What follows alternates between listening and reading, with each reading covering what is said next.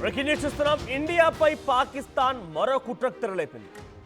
America Turkey సాయంతో భారత్ను దెబ్బతీసే ప్లాన్ చేస్తోంది పాకిస్తాన్.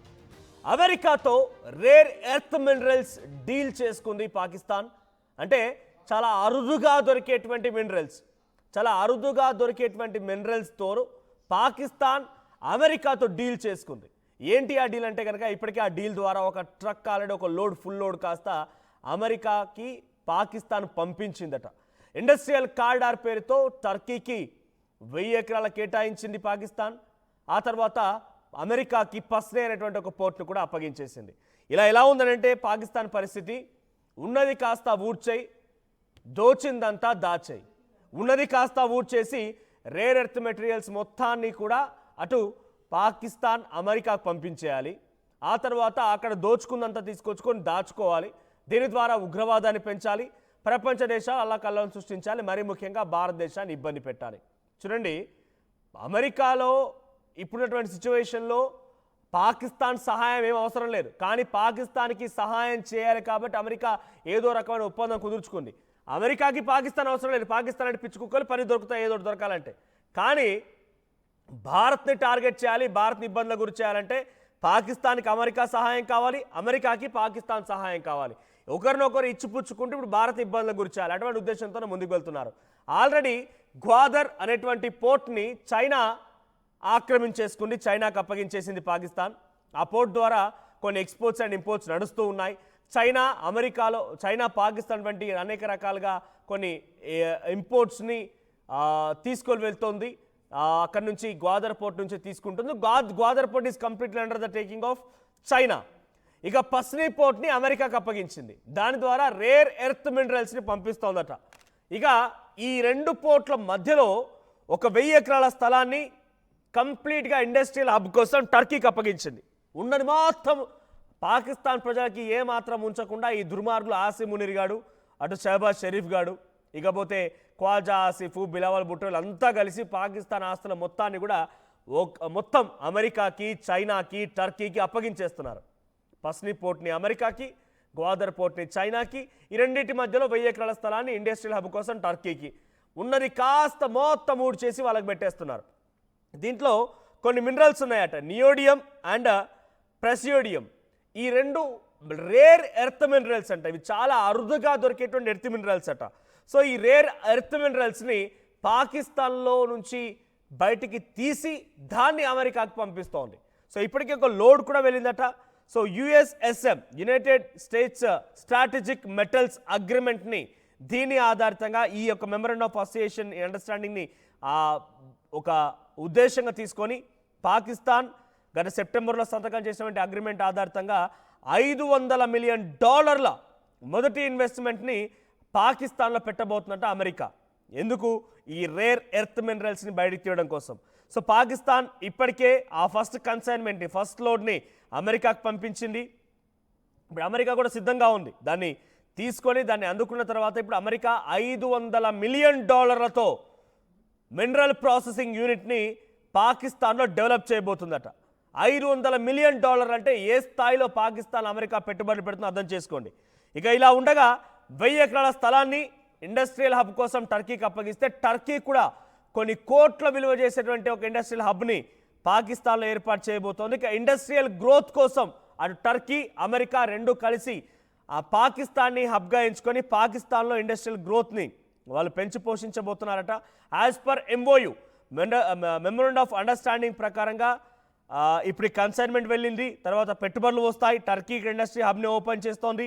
ఎటు చూసినా పాకిస్తాన్ చేతిలో ఇక డబ్బులు గలగల కనబడబోతున్నాయి, డబ్బులు అధికంగా కనబడబోతున్నాయి. దీంతో ఆ డబ్బులన్నింటిని ఉపయోగించి ఉగ్రవాదాన్ని మళ్ళీ పెంచి పోషించి ఉగ్రవాదంతో మళ్ళీ పాకిస్తాన్ భారత్పై ఇష్టానుసారంగా దోపిడీ చేయాలి, ఇష్టమైనట్టుగా దాడులు చేయాలి, ఇష్టమైనట్టుగా దుర్మార్గ ప్రవర్తన చేయాలి, దమనకాండం సృష్టించాలని ఒక ఆలోచన పాకిస్తాన్ చేస్తున్నట్టుగా అర్థమవుతోంది. ఇటు టర్కీ అండ్ అమెరికా రెండూ కూడా ఈ యొక్క సహాయ సహకారం అందిస్తున్నాయి. అయితే పీటీఐ పార్టీ, అక్కడి పాకిస్తాన్ తహరీక్ ఈ ఇన్సాఫ్ పీటీఐ పార్టీ, ఇమ్రాన్ ఖాన్, మాజీ క్రికెటర్ ఇమ్రాన్ ఖాన్ పార్టీకి సంబంధించినటువంటి అక్కడ పార్టీ ప్రతినిధులు ఏం చెప్తున్నారంటే ఇప్పటికే మనం ఎవరి కోసమో సహాయం చేయబోయి మన దేశాన్ని మొత్తాన్ని కూడా సమస్యలు నెట్టేసుకున్నాం. ఎవడి కోసమో అనే దాంట్లో గతంలో చెప్పుకొచ్చాడు ఖ్వాజా ఆసిఫ్. ఏం చెప్పాడంటే, మేము పాశ్చాత్య దేశాలకి, అమెరికా లాంటి దేశాలకి సహాయం చేయడం కోసం ఉగ్రవాదాన్ని పెంచి పోషించామని చెప్పుకొచ్చారు కదా. ఇప్పుడు మళ్ళీ సేమ్ ఇక్కడ పీటీఐ పార్టీ, పాకిస్తానీ తహరీక్ ఇన్సాఫ్ పార్టీ ఏం చెప్తోందనంటే, మనం మళ్ళీ ఎవరి కోసమో సహాయం చేయబోయి మన దేశాన్ని సమస్యలు నెట్టేస్తున్నాం. అంటే టర్కీకి, అమెరికాకి మళ్ళీ సహాయం చేయబోయి మా దేశాన్ని మళ్ళీ మన నట్టేట ముంచేసుకుంటున్నామని చెప్పి మాట్లాడుతున్నారు. వాళ్ళందరికీ తెలుసు మా దేశం పూర్తిగా ఒకరి చేతిలోకి వెళ్ళిపోతూ ఒకరు చేజిక్కించుకుంటున్నారని. చైనా, అమెరికా, టర్కీలు ఈ మూడు దేశాలు కూడా పాకిస్తాన్ వంటి సంపదని, అక్కడ కొన్ని మెయిన్ డెవలప్డ్ ఎక్విప్మెంట్స్ మొత్తాన్ని కూడా తమ చేతిలోకి తీసుకొని పాకిస్తాన్ని కుదోబెట్టేసి వారంతా కూడా సంపాదించుకుంటున్నారు. ఆసిఫ్ మునీర్ కానివ్వండి, లేకపోతే షహబాజ్ షరీఫ్ వీళ్ళందరూ కూడా. సో ఇప్పుడు ఈ మూడు దేశాలు కలిసి అక్కడి సంపదను తీసుకెళ్తున్న క్రమంలో పాకిస్తాన్ ఈ ఇన్సాఫ్ పార్టీ ఏం చెప్తోందనంటే, పాకిస్తాన్ తహరీక్ ఇన్సాఫ్ పార్టీ, మేము మళ్ళీ వేరే దేశాలకి సహకరిస్తూ ఇక్కడ మన దేశాన్ని పూర్తిగా నట్టేట ముంచేస్తున్నాం. అయితే దీని ద్వారా భారత్కి నష్టం ఏంటనంటే, భారత్ ఇరాన్కి మధ్యలో ఒక వాణిజ్య ఒప్పందం ఉంది. ఆ వాణిజ్య ఒప్పందం ఏంటి అంటే కనుక, రెండు దేశాలకి భారత్ సరిహద్దుల్లో పోర్ట్ నిర్మించే సిద్ధమవుతున్నాయి. అయితే పాష్ని అండ్ గ్వాదర్ పోర్ట్లు ఇప్పటికే చైనా ఆధీనంలో ఒకటి, అమెరికా ఆధీనంలో ఒకటి ఉంది. పక్కనే టర్కీ కూడా ఒక ఇండస్ట్రియల్ హబ్ని ఏర్పాటు చేయబోతోంది. ఇవన్నిటి నేపథ్యంలో భారత్కు వచ్చే ఇబ్బంది ఏంటి అని అంటే కనుక, రెండు పోర్ట్ల నిర్మాణంతో ఇరాన్కి సంబంధించినటువంటి చౌబాహర్ అనేటువంటి పోర్ట్కి పెద్ద ఎత్తున ఒక ఆటంకం కలిగే అవకాశం. ఇక్కడ మ్యాప్ చూడండి మీరు, గ్వాదర్ అండ్ పస్నీ పోర్ట్లు ఉన్నాయి ఇక్కడ పాకిస్తాన్లో. పక్కనే అటు చౌబర్ పోర్ట్ ఉంది. చౌబర్ పోర్ట్ ఇరాన్లో కనబడుతోంది. సో అదంతా కూడా అరేబియన్ సముద్రం మీదుగానే అటు చైనా కానివ్వండి, ఇటు అమెరికా రెండు కూడా పోర్ట్ల ద్వారా వాళ్ళ ఇంపోర్ట్స్ని తీసుకెళ్తూ ఉంటాయి. మినరల్స్ వెళ్తూ ఉంటాయి అటు అమెరికాకి, ఇటు గ్వాదర్ పోర్ట్ నుంచి చైనా కూడా వాళ్ళకి కావాల్సిన సామాగ్రి వెళ్తూ ఉంటుంది. అయితే ఇండియా అండ్ ఇరాన్కి మధ్యలో ఉన్నటువంటి ఆ వాణిజ్య సంబంధాలకు ఉపయోగపడే పోర్టే ఆ చాబర్ పోర్ట్. సో ఇప్పుడు అరేబియా సముద్రం మొత్తం కూడా అమెరికా, చైనాలు, పాకిస్తాన్ నుంచి ఈ వ్యాపార ఒప్పందాన్ని కొనసాగిస్తూ ఉంటే, చౌబర్ పోర్ట్ ద్వారా ఇండియాకి రావాల్సింది కానివ్వండి, ఇండియా నుంచి చౌబర్ పోర్ట్కి వెళ్ళవలసింది కానివ్వండి, ఈ అంతరాయం కలిగే అవకాశం ఉంది, కొంత ఇబ్బందులు తలెత్తే అవకాశం ఉంది. సో కంప్లీట్గా వాళ్ళ అండర్టేకింగ్ ఉంటుంది, అమెరికా అండ్ చైనా అండర్టేకింగ్స్ ఉంటుంటాయి. ఆ అరేబియన్ సముద్రం పైన వాళ్ళు పట్టు సాధిస్తారు. కాబట్టి అమెరికా మనకు రావాల్సినటువంటి వాణిజ్య ఒప్పందానికి సంబంధించి ఇరాన్ నుంచి రావాల్సిన విషయాన్ని కూడా అడ్డుకట్ట వేసే అవకాశం ఉంది. సో చౌబర్ పోర్ట్పై దెబ్బ పడే అవకాశం కనబడుతోంది. ఇప్పుడు అమెరికా ఆధీనంలోకి వెళ్ళిన తర్వాత మనం చూసాం, ఉదాహరణకి ఇజ్రాయెల్కి కొన్ని వ్యాపార వాణిజ్య సంస్థల నేపథ్యంలో ఆయుధ సామాగ్రి కానివ్వండి, రకరకాలుగా రెడ్ సీ మీదుగా ఇజ్రాయెల్కి పంపిస్తూ ఉంటుంది. సో అమెరికా లాంటి దేశం కూడా తమ ఆధీనంలో ఉన్నటువంటి ఎమన్స్ని దాటిపోయి రెడ్ సీ ద్వారా ఇజ్రాయెల్కి ఏమైనా ఇవ్వగలుగుతోందా? ఎన్ని రకాల పడవల్ని పేల్చేశారు, ఎన్ని రకాల కన్సైన్మెంట్స్ని కుప్పగూలు చేశారు మనం చూసాం కదా. సో గతంలో ఎమన్స్ రెడ్ సీ మీదుగా వాళ్ళ ఆధీనం ఉంది కాబట్టి ఆ ఆధీనంలో ఉన్నటువంటి రెడ్ సీ పై నుంచి అమెరికా కన్సైన్మెంట్స్ని ఏ ఒక్కదాన్ని కూడా దాటనివ్వరు. అలాగే ఇప్పుడు అమెరికా ఏం చేస్తుంది రానున్న రోజుల్లో అంటే, ఇప్పటికీ అనేక రకాల ఇబ్బంది పెడుతున్న అమెరికా ఇప్పుడు అటు పస్నీ పోర్ట్ని తమ ఆధీనంలోకి తీసుకున్న తర్వాత అరేబియన్ సముద్రంలో తమ కన్సైన్మెంట్స్ వెళ్తూ ఉంటాయి. నిత్యం ఏదో రకంగా రవాణా జరుగుతూనే ఉన్న క్రమంలో ఇరాన్ నుంచి కానీ, ఇండియా నుంచి కానీ, చౌబర్ పోర్ట్ నుంచి ఇండియాకి, ఇండియా నుంచి చౌబర్ పోర్ట్కి ఏదైనా ఇంపోర్ట్ అండ్ ఎక్స్పోర్ట్ జరగాలంటే అక్కడ అమెరికా ఆల్రెడీ అండర్టేకింగ్లో అరేబియన్ సముద్రంలోకి ఎంట్రీ ఇచ్చింది కాబట్టి డెఫినెట్గా ఇబ్బందులకు గురి చేసే అవకాశం ఉంది. సో అమెరికా ఇండియాని ఇబ్బందులకు గురి చేయడం కోసం పాకిస్తాన్ని ఒక వారధిగా వాడుకుంటూ, పాకిస్తాన్ని ఒక అస్త్రంగా వాడుకుంటూనే ఇప్పుడు అమెరికా మళ్ళీ చౌబర్ పోర్ట్ని క్లోజ్ చేయడం ద్వారా ఇండియాకి రావాల్సిన ఇంపోర్ట్స్ అన్నింటి కూడా కొలాప్స్ చేయాలని ఒక ఆలోచనతో ఉంది. ఎస్, మా కొలీగ్ సచిన్ కూడా సిద్ధంగా ఉన్నారు ఫోన్ లైన్లో. సచిన్, సో ఇప్పుడు గ్వాదర్ పోర్ట్ని ఆల్రెడీ చైనాకి అప్పగించేసింది పాకిస్తాన్, మొత్తం కుదోబెట్టేస్తోంది. ఇప్పుడు మరొకటి పస్నీ పోర్ట్ అమెరికాకి అప్పగించింది.